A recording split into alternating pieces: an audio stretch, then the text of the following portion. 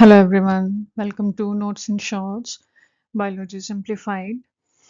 आज हमारी वीडियो का topic exam point of view से ही रिलेटेड है, इम्पॉर्टेंट है एंड कुछ डाउट भी आते हैं इसमें। That is dihybrid cross, okay. And again from the chapter principles of inheritance and variation. This is I am talking about class 12th board exams, okay. तो हम डाइहाइब्रिड क्रॉस के बारे में डिस्कस करेंगे, ठीक है, कि कौन सा लॉ इसके रिलेटेड है ना, एंड उसकी स्टेटमेंट और ये क्रॉस कैसे बनाना है और रिलेटेड क्वेश्चंस किस तरीके से आ सकते हैं, ठीक है।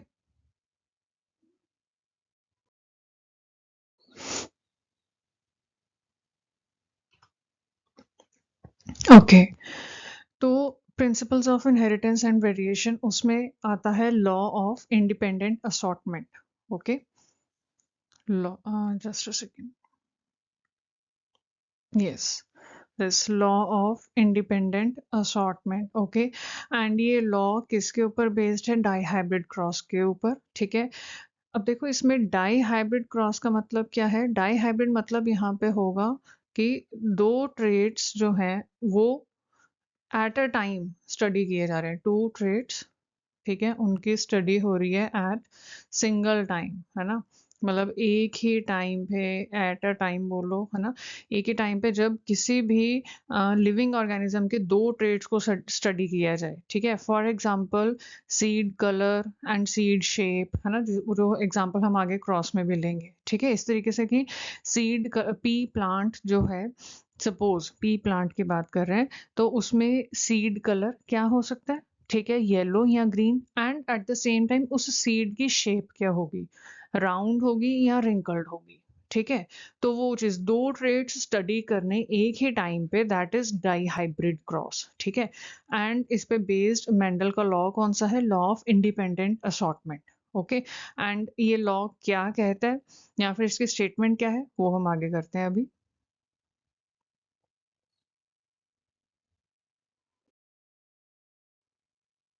So this is a law of independent assortment, ठीक है। ये जो स्टेटमेंट है ये आप यहाँ से नोट कर लेना, आपके एग्जाम्स में लिखने के लिए काम आएगी, ठीक है। मैं आपको इसका बेसिक मीनिंग बता देती हूँ क्या है लॉ ऑफ इंडिपेंडेंट असॉर्टमेंट। मतलब कि जब भी सपोज करो कि जो नेक्स्ट जनरेशन आ रही है ना, पेरेंट जनरेशन से जब आगे नेक्स्ट जनरेशन आ रही है, ठीक है, तो उस टाइम पे क्या है, जो जीन्स ट्रेवल कर रहे हैं आगे, है ना, तो उनकी असॉर्टमेंट इंडिपेंडेंटली हो रही है। असॉर्टमेंट का मतलब क्या होता है? असॉर्टमेंट मतलब कि कोई चीज डिवाइड होना या फिर कहें कि आगे डिलीवर होना, ठीक है।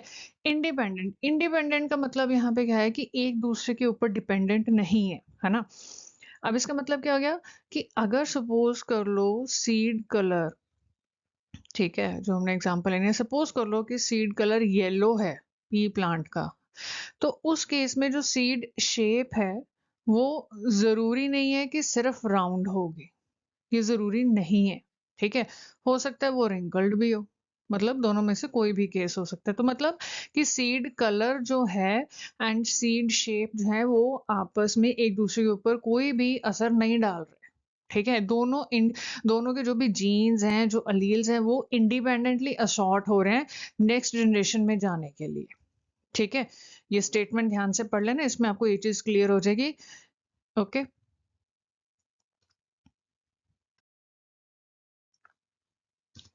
एंड अब अगर बात करें कि इसके क्वेश्चंस, इसके रिलेटेड क्वेश्चंस क्या आते हैं, है ना। तो क्वेश्चंस में देखो, जैसे सिंपली आपको पूछ सकते हैं कि लॉ ऑफ इंडिपेंडेंट असॉर्टमेंट क्या है, स्टेट, है ना। डाई हाइब्रिड क्रॉस क्या है, या फिर which law is demonstrated by dihybrid cross, कि डाई हाइब्रिड क्रॉस बना के कौन सा लॉ डेमोन्स्ट्रेट कर सकते हैं। आंसर क्या आएगा? लॉ ऑफ इंडिपेंडेंट असॉर्टमेंट, ठीक है। एक्सपेक्टेड फिनोटिपिक रेशियो क्या है F2 जनरेशन में ना डाइहाइब्रिड क्रॉस, वो हम आगे क्रॉस बनाएंगे तो उसमें हम देखेंगे कि जो F2 जनरेशन है उसकी फिनोटिपिक रेशियो क्या है, ठीक है। तो अब अगर ये चीज जो है ना, जैसे ये जो फोर्थ क्वेश्चन है, अगर तो ये 1 या 2 मार्क्स में है, ठीक है, फिर तो आप फिनोटिपिक रेशियो बताओगे। 2 मार्क्स में है तो थोड़ी उसकी डिटेल लिख देना, राइट। मतलब वो आगे देख लेना कि जैसे लास्ट में कि कौन कौन सी फिनोटाइप्स बन रहे हैं ना, वो मेंशन कर दे कुछ भी इस तरीके से। अगर 3, 4, 5 कुछ ऐसे मार्क्स में है, then try to draw the dihybrid cross, okay. क्यों? क्योंकि आप 3 या 4 या 5 नंबर में जब आपको एक क्वेश्चन आ रहा है कि F2 जनरेशन में फिनोटाइपिक रेशियो क्या है, आप जस्ट रेशियो लिखोगे तो मतलब इट्स ऑफ नो यूज़, है ना? उसको कोई आपको मार्क्स नहीं मिलेंगे, नथिंग, ठीक है? तो साथ में ध्यान रखो कि जो भी एक देखो मैंने यहाँ पे आपको जनरल एग्ज़ाम्पल दी है क्वेश्चंस की, ये कितने मार्क्स में आ रहे हैं मैंने वो नहीं मेंशन किया। क्योंकि वो आपके ऊपर डिपेंड करता है, ठीक है? कि कितने मार्क्स का क्वेश्चन आ रहा है, उसमें आपने आंसर किस तरीके से लिखना है, ठीक है? अब जैसे what conclusion was drawn by Mendel from dihybrid cross, okay? Mendel ने डाई हाइब्रिड क्रॉस से क्या कंक्लूजन ड्रॉ किया? अब यहाँ पे ये कंक्लूजन का मतलब है कि वो लॉ ऑफ इंडिपेंडेंट असॉर्टमेंट पूछ रहे हैं, ठीक है?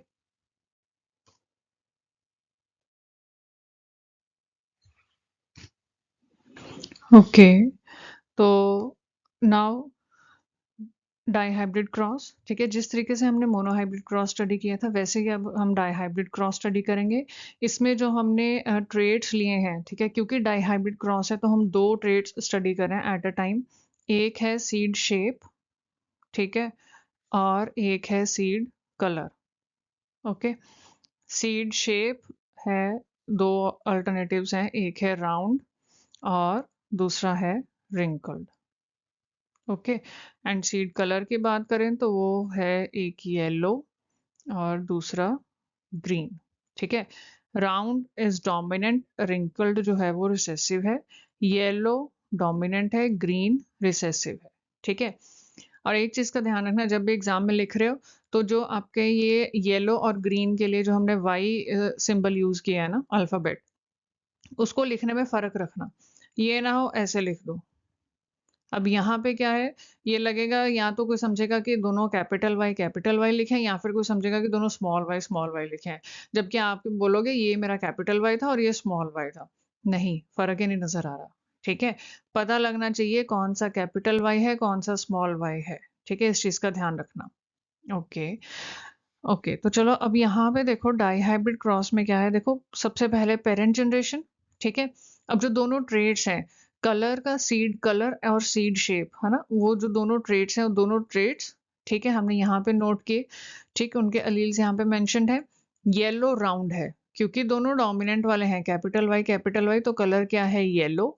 और शेप क्या हुई, दोनों डोमिनेंट हैं, कैपिटल आर, तो मतलब शेप है राउंड, तो मतलब पेरेंट वन जो है उसका ये ट्रेड्स क्या है, फिनोटाइप क्या है, येलो कलर है सीड का और शेप है राउंड, ठीक है?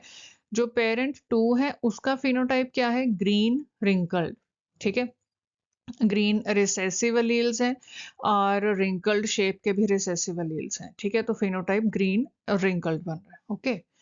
ओके, नेक्स्ट स्टेप क्या आता है, gametes. F1 generation, first generation हमने जब देखनी है तो उसके लिए बनानी है, तो उसके लिए सबसे पहले क्या चाहिए, गैमीट्स चाहिए, ठीक है? अब कैपिटल वाई दोनों सेम है तो दोनों में से एक वाई आगे आ जाएगा, ठीक है? इसी तरीके से जब हम सीड शेप की बात करेंगे, है ना, कैपिटल आर दोनों सेम है तो दोनों में से एक आर आगे आ जाएगा, ठीक है? तो यहाँ पे पेरेंट वन से सीड कलर का कौन सा अलील आगे आया है, कैपिटल वाई, और सीड शेप का कौन सा अलील आगे आया है, कैपिटल आर, ठीक है? ध्यान से सुनो, सीड कलर और सीड शेप दो अलग ट्रेड्स हैं लेकिन दोनों के अलील्स एक साथ ट्रेवल कर रहे हैं, ठीक है? ये चीज का ध्यान रखना, है ना? लाइकवाइज हम यहाँ पे पेरेंट टू में से क्या आएंगे अलील्स, स्मॉल वाई और स्मॉल आर, ठीक है? मतलब कलर के लिए ग्रीन आया है और शेप के लिए रिंकल्ड आया है, ठीक है? ऑल राइट, नेक्स्ट स्टेप क्या होता है, क्रॉसिंग, है ना? यहाँ पे क्रॉसिंग हुई, ठीक है, इसकी और इसकी क्रॉसिंग हो गई, ओके। फिर उसके बाद क्या हुआ, क्रॉसिंग हो गई तो F1 जनरेशन बनी है ना? अब F1 जनरेशन क्या बनी है, capital Y capital R small r, this is, ठीक है? ये आपके पास बनी है। अब यहाँ पे चाहे स्मॉल वाई और स्मॉल आर आ गए लेकिन क्योंकि डोमिनेंट वाले अलील्स प्रेजेंट हैं तो फिनोटाइप डोमिनेंट का ही आगे आएगा, वही एक्सप्रेस होगा, ठीक है? ये कह सकते हैं कि एक्सप्रेशन किसका आएगा, जो डोमिनेंट अलील है। कैपिटल वाई मतलब के येलो, ठीक है, और कैपिटल आर मतलब के शेप राउंड है, ओके। ये F1 जनरेशन बन गई, ठीक है? अब नेक्स्ट स्टेप क्या है, सेल्फ क्रॉसिंग होनी है, मतलब कि जो F1 जनरेशन बनी है इसकी इसके साथ ही क्रॉसिंग करके देखनी है, ठीक है? उसके लिए अब क्या है, सबसे पहले गैमीट्स बनाने, है ना? गैमीट्स फॉर F2 जनरेशन, ठीक है? अब ये गैमीट्स आप चाहे इस तरीके से लिख लो कि पेरेंट 1 और उसके गैमीट्स लिख दो उसके सामने, फिर पेरेंट्स 2 एंड देन उसके गैमीट्स लिख दो, या फिर चाहे आप सीधी लाइन में भी लिख सकते हो अगर आपके पास उस हिसाब से स्पेस है, ठीक है? ओके। अब देखो अगर हम गैमीट्स देखें, तो गैमीट्स में सबसे पहले पेरेंट 1 के गैमीट्स की बात अगर करते हैं, जस्ट अ सेकंड। ओके, या तो पेरेंट्स 1 के गैमीट, पेरेंट 1 क्या है? ये, है ना? अब यहाँ से गैमीट्स क्या आएंगे? देखो, अब समझना, हो सकता है कि seed colour yellow capital Y आए, ठीक है जी, वो लिख दिया। उसके साथ जो सीड शेप बन रही है वो राउंड बने, तो ठीक है, कैपिटल आर लिख दिया, ओके हो गया, एक ये ऑप्शन बन गई। लेकिन फिर हमने देखा कि एक और ऑप्शन बन सकती है, वो क्या है कि सीड कलर तो येलो ही है लेकिन सीड शेप रिंकल्ड हो गई। अच्छा, तो हमने सेकंड ऑप्शन वो लिख दी गैमीट की। लेकिन फिर देखा कि स्मॉल वाई भी तो आ सकता है आगे, जरूरी थोड़ी है कि कैपिटल वाई ही आगे ट्रेवल करेगा, है ना? सीड कलर जो है वो ग्रीन भी हो सकता है, ठीक है, तो फिर हमने स्मॉल वाई लिखा। अब ग्रीन के साथ सीड शेप राउंड भी हो सकती है, तो ठीक है, कैपिटल आर, तो एक थर्ड ऑप्शन ये बन गई गैमीट की, ओके। एंड फिर एक ऑप्शन आया कि ग्रीन कलर के साथ रिंकल्ड शेप भी तो हो सकती है, जरूरी थोड़ी है कि कैपिटल आर ही एक्सप्रेस करेगा, राउंड शेप ही बनेगी, ये जरूरी नहीं है ना? रिंकल्ड भी बन सकती है, तो उस केस में ये गैमीट बन गया, ठीक है। पेरेंट 1, पेरेंट 2 में से भी इसी तरीके से गैमीट बने, तो वो आ गए, ठीक है। अब उसके बाद क्या है, क्रॉसिंग होनी है, क्रॉसिंग या मेटिंग, ठीक है। पेरेंट 1 एंड पेरेंट 2 के जो गैमीट्स हैं उनकी, है ना? तो हमने वो चीज यहाँ पे मेंशन कर दी कि क्रॉसिंग हो रही है। क्रॉसिंग के बाद आप ये पीनट स्क्वायर बनाओगे, ठीक है। ये पीनट स्क्वायर मोनोहाइब्रिड क्रॉस में बनाया था ना, लेकिन उसमें छोटा था, ठीक है, क्योंकि उसमें हम सिंगल ट्रेट की बात कर रहे थे, ठीक है। अब यहाँ पे क्योंकि दो ट्रेट्स हैं, दो करेक्टरिस्टिक्स एक टाइम पे स्टडी हो रहे हैं, ठीक है, तो उस केस में फिर इस तरीके से ये पीनट स्क्वायर बनेगा। अब यहाँ पे देखो क्या है, चार ऑप्शंस हैं गैमीट्स की पेरेंट 1 के लिए, चारों नोट कर ली। Capital Y capital R, capital Y small R, small Y capital R, small Y small R, ठीक है। चारों ऑप्शंस नोट कर ली। इसी तरीके से पेरेंट 2 के लिए भी जो गैमीट्स हैं वो चारों ऑप्शंस गैमीट्स की नोट कर ली। पेरेंट 2 के कैपिटल वाई कैपिटल आर है, वो नोट कर लिया, ठीक है। कैपिटल वाई स्मॉल आर है, वो नोट कर लिया। स्मॉल वाई स्मॉल आर है, वो नोट हो गया। स्मॉल वाई स्मॉल आर है, वो भी नोट हो गया, ठीक है। अब कैसे करना है, अब इसमें देखो, हम्म अब यहाँ पे सपोज पेरेंट 1 से कैपिटल वाई कैपिटल आर, ठीक है, ये चीज आ गया ये, है ना? और पेरेंट 2 से भी कैपिटल वाई कैपिटल आर, तो हमारे पास ये बन गया। मतलब F2 जनरेशन की जो बनी है उसमें फर्स्ट ऑप्शन ये वाला चीज हो सकती है, ठीक है। ये वाला ऑफस्प्रिंग हो सकता है जो येलो राउंड होगा, मतलब कलर येलो होगा और शेप राउंड होगी, इस तरीके से, ठीक है। ये जीनोटाइप होगा और ये फिनोटाइप होगा, ओके। लेकिन अब सेकंड ऑप्शन क्या बन रही है, एक ऑप्शन ये है कि अगर पेरेंट 1 से कैपिटल वाई स्मॉल आर ये आगे ट्रेवल कर रहा है, capital Y small r, and parent 2 से क्या जा रहा है, कैपिटल वाई कैपिटल आर है, इस तरीके से। मतलब कि जो चीजें आमने सामने जैसे लिखी हुई है ना, तो उसके सामने उसके मतलब जो कॉरेस्पॉन्डिंग सेल है उसमें वही वैल्यूज आएंगी, ठीक है। सपोज कर लो, अगर हम बात करते हैं ये वाले बॉक्स की, ठीक है, इस बॉक्स की बात करते हैं। अब इसमें क्या है, पेरेंट 1 से ये वैल्यू है स्मॉल वाई कैपिटल आर, है ना? ठीक है, तो वो नहीं आ गई, स्मॉल वाई कैपिटल आर। अच्छा, पेरेंट 2 से ये वाली ऑप्शन है, तो ये आ गया है, ये क्या है, स्मॉल वाई कैपिटल आर, ये भी स्मॉल वाई कैपिटल आर। तो उस केस में आपका ये बना है F2 जनरेशन। कलर क्या बना है, ग्रीन, क्योंकि दोनों स्मॉल हैं, दोनों रिसेसिव हैं, तो ग्रीन कलर बन गया। और शेप क्या है, दोनों ही डोमिनेंट है, कैपिटल आर, तो शेप है राउंड, ठीक है। मतलब कि कौन सा सेल है, सेल्स जो हैं उन, मतलब जो गैमीट्स हैं, ठीक है। कौन से दो गैमीट्स पेरेंट वन और पेरेंट टू के जब क्रॉस करेंगे तो उनके कॉरेस्पॉन्डिंग सेल में वो वैल्यू नोट होगी। ठीक है। अब जैसे ये जो लास्ट है, अगर हम इस केस की बात करें लास्ट वाले बॉक्स की, है ना, इसमें देखो क्या है, पेरेंट वन से क्या आगे आएगा, small Y small r, okay note हो गया, स्मॉल वाई आ गया स्मॉल आर। पेरेंट टू से भी स्मॉल वाई स्मॉल आर है, ठीक है, तो वो भी नोट हो गया, स्मॉल वाई स्मॉल आर।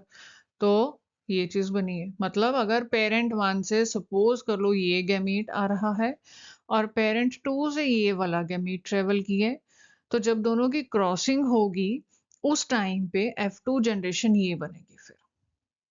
ठीक है, समझ में आ रहा है कि किस तरीके से ये पिनेट स्क्वायर वर्क करेगा डाइहाइब्रिड क्रॉस के लिए। ठीक है, अब जो यहाँ पे इंपॉर्टेंट चीज आ जाती है वो होता है कि इसका फिनोटाइपिक रेशो। ठीक है, फिनोटाइपिक रेशो अब किस तरीके से लिखनी है वो थोड़ा देखते हैं। उसके लिए देखो, सबसे पहले तो जो फिनोटाइप्स आपके पास ऑप्शंस हो सकती है ना, पहले तो वो नोट करो। ठीक है, जैसे एक तो सबसे पहले आप हेडिंग डालोगे। ठीक है, क्या फिनोटाइपिक रेशियो की बात करने लगे, फिनोटाइपिक रेशियो। ओके, उसके लिए आप फेनोटाइप्स नोट करोगे, मतलब फेनोटाइप्स अब आपके पास क्या हो सकते हैं वो आपको दिख रहा है। आप यहाँ से भी आइडिया लगा सकते हो या फिर इस पीनट स्क्वायर से भी आइडिया लगा सकते हो। ठीक है, कि हमारे पास येलो राउंड हो सकता है, नंबर बाद में देखेंगे, या फिर हमारे पास येलो ग्रीन हो सकता है। ठीक है, या फिर हमारे पास सॉरी शेप लिखनी थी यहाँ पे, येलो रिंकल्ड। ठीक है, शेप लिखनी है ना, कलर येलो हो सकता है, शेप राउंड हो सकता है, या फिर कलर येलो ही है लेकिन शेप रिंकल्ड हो गई। ठीक है, या फिर कलर चेंज हो गया, ग्रीन हो गया, शेप क्या है, राउंड। ठीक है, एंड लास्ट केस इज की कलर ग्रीन है और शेप रिंकल्ड। ठीक है, अब वैसे तो देखो डाइहाइब्रिड क्रॉस की जो रेशियो है ना वो आपको याद ही होगी। ठीक है, आपको याद हो जाती है, आप डायरेक्टली भी वो लिख सकते हो, लेकिन बेटर होगा कि जब आप पेपर कर रहे हो या जब कभी भी आप डाइहाइब्रिड क्रॉस बना रहे हो तो एक बार काउंट कर लो। उससे क्या है कि आपका जो पीनट स्क्वायर है ना वो भी टैली हो जाएगा। ठीक है, क्योंकि जस्ट आप रेशो यहाँ पे ठीक करके लिख दोगे, सही लिख दोगे एंड सोचोगे कि हाँ जी हमने रेशो सही लिख दी तो हमारा पूरा आंसर मतलब करेक्ट हो जाएगा, नहीं। जब पेपर मार्क होना है, चेक होना है, तो आपका पीनट स्क्वायर भी पूरा चेक होगा। ठीक है, तो पीनट स्क्वायर में अगर कोई गलती हुई लेकिन यहाँ पे रेशियो सेम है तो वो मिसमैच जो होगा ना उसके नंबर कट जाएंगे फिर। ठीक है, तो इस चीज का ध्यान रखना। तो अब देखो येलो राउंड, अब अगर हम काउंट करें कि येलो राउंड हमारे पास कितने बन रहे हैं। ठीक है, येलो राउंड हमारे पास एक तो ये बना, ठीक है, 1, दिस इज 2, 3, 4, 5 एंड 6 और फिर 7, 8 एंड 9। ठीक है, 9 बन रहा है, और तो कोई है नहीं, येलो राउंड कोई नहीं है और, है ना। ठीक है, येलो राउंड ये आ गया। ठीक है, अब अगर येलो रिंकल्ड देखें, एक मिनट,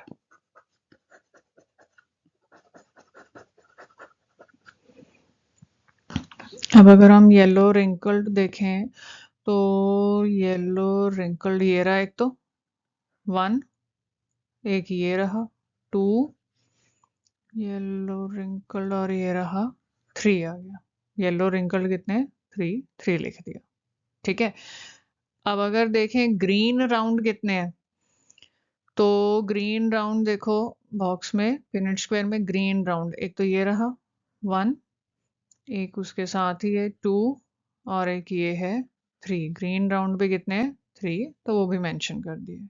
ठीक है, अब अच्छा ग्रीन रिंकल्ड, अब देखो ये सारा हो गया ग्रीन रिंकल्ड। ग्रीन रिंकल्ड सिर्फ एक है ये लास्ट पे। ठीक है, तो वो क्या है, 1। तो एंड पे आप फिर लिखोगे कि फेनोटाइपिक रेशियो, फेनोटाइपिक रेशियो, ठीक है, ऑफ डाइहाइब्रिड क्रॉस, पूरा लिखना है इस तरीके से। ठीक है, सिंपली ये मत कर देना कि हाँ ये जस्ट वैल्यूज लिख दी और खत्म हो गया, नहीं। Phenotypic ratio of dihybrid cross 9:3:1, ठीक है। तो ये आपकी फिनोटिपिक रेशियो है डाई हाइब्रिड क्रॉस की। अगर याद हो तो ऊपर जब क्वेश्चंस का हम सैंपल क्वेश्चंस देख रहे थे तो वहां पे एक पॉइंट था ये भी, है ना, फिनोटिपिक रेशियो के ऊपर। तो ये डाई हाइब्रिड क्रॉस है, ठीक है। किस तरीके, क्या पेरेंट जनरेशन स्टार्टिंग में ली, ठीक है, गैमीट्स कैसे बनेंगे, F1 जनरेशन सेल्फ क्रॉसिंग, फिर F2 जनरेशन के लिए क्या गैमीट्स आ रहे हैं, देन उनकी क्रॉसिंग के बाद पीनट स्क्वायर किस तरीके से बनाना है और किस तरीके से उसको स्टडी करना है, ठीक है। जब एग्जाम में बनाओगे ना तो थोड़ा इसको मतलब खुला बनाना, ठीक है। वो क्यों? क्योंकि मतलब अगर 3-4 लाइन में आपका ये एक बॉक्स आना चाहिए इस तरीके से। क्यों? क्योंकि आपने ये जो जीनोटाइप है ना, आपने ये भी मेंशन करना है और उसके नीचे बेटर होगा अगर आप ये फिनोटाइप भी लिख दो तो, ठीक है। मतलब सिर्फ जो जीनोटाइप है कि अच्छा ये चीज बन रही है, बस इतना लिख दो नहीं, ठीक है। साथ में फिनोटाइप लिख दोगे तो वो आपके लिए भी बेटर है ना, टैली करने के लिए, स्टडी करने के लिए। एंड जो चेक कर रहा है उसको भी देखेगा कि हाँ डिटेल में की है, ठीक है, नॉलेज है, डिटेल में की है, and it's good, okay. And उसके बाद फिर एंड में आप क्या लिखोगे, फिनोटाइपिक रेशियो। उसके लिए क्या करना है, पहले सारे फिनोटाइप्स लिखने हैं, देन उनकी वैल्यूज यहाँ से काउंट करके, ठीक है, पिनेट स्क्वायर से काउंट करके लिखनी है। एंड एंड लाइन में फिर आप लिखोगे that phenotypic ratio of dihybrid cross is this, ठीक है।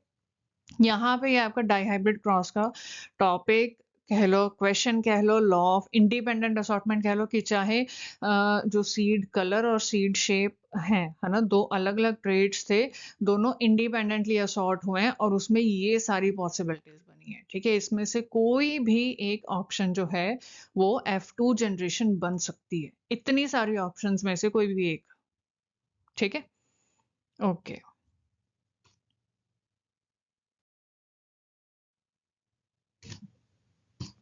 तो आज की वीडियो हमारे यही था, dihybrid cross, law of independent assortment, है ना, कैसे क्या स्टेटमेंट है, डाई हाइब्रिड क्रॉस किस तरीके से बनाना है, फेनोटाइपिक रेशियो हो गई, ये सब, ठीक है। तो आगे वीडियो में मिलेंगे विद अ न्यू टॉपिक, ठीक है। And just to update you कि हमारे जो शॉर्ट्स हैं उनको भी आप जरूर देखो, ठीक है। वहां पे हम मतलब डेली की कुछ ना कुछ वीडियो आ रही है, ठीक है। कभी कोई क्विज आ रहा है या फिर कभी कोई डायग्राम की वीडियो है, फ्लो चार्ट का है ना, किस टॉपिक का फ्लो चार्ट किस तरीके से बनाना है, ठीक है। जैसे 2 मार्क्स में कोई क्वेश्चन आता है, ठीक है, तो उसका साथ में फ्लो चार्ट अगर एक बना दोगे, राइट, तो लेकिन कई बार समझ में नहीं आता कि फ्लो चार्ट कैसे बनाएंगे, स्टेटमेंट है, आंसर डेफिनेशन लिख दी है, बट उसको फ्लो चार्ट किस तरीके से होगा, ठीक। तो वो भी चीजें मतलब अलग अलग टॉपिक्स, अलग अलग थीम के ऊपर शॉर्ट्स डेली अपडेट अपलोड वहां पे होते हैं, ठीक है। तो उनको जरूर विजिट करो, है ना, और वहां से भी आपको कुछ ना कुछ सीखने को ही मिलेगा, ठीक है। बाकी अपनी फीडबैक भी जरूर दो, और कोई डाउट, कोई क्वेरी है तो आप हमारे साथ कनेक्ट कर सकते हो। All right. So see you in next video. Till then, take care. Bye bye.